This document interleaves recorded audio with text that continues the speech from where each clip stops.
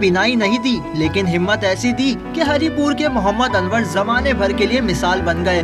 उम्र 60 साल होने के बावजूद वो पोस्टमैन की जिम्मेदारी भरपूर तरीके से निभा रहे हैं। वो गुज़िश्ता 40 साल से इलाके के लोगों की डाक और मनी ऑर्डर बाकायदगी से उन तक पहुंचाते हैं। मोहम्मद अनवर बिनाई से महरूम होने के बावजूद 12 किलोमीटर के इलाकों में पहाड़ों से गुजरते हैं। अब तो ये रास्ते उनके जहन में नक्श हो गए हैं।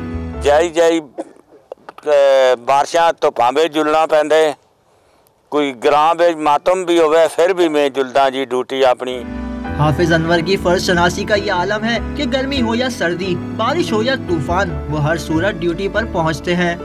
बारिश हो, धूप हो, गर्मी हो या सर्दी हो, ये जो भी मनी ऑर्डर हो, ख़त हो, ये अपने टाइम पे आके घर घर में तकसीम करते हैं। हाफिज मोहम्मद अनवर 40 साल पहले 54 रुपए माहाना तनख्वाह पर महकमे में भर्ती हुए। 4 दिहाइयाँ गुजरने के बावजूद उनकी तनख्वाह में सिर्फ 980 रुपए का इजाफा हुआ और अब वो माहाना 1040 रुपए तनख्वाह वसूल करते हैं, जिससे गुजारा करना मुमकिन ही नहीं।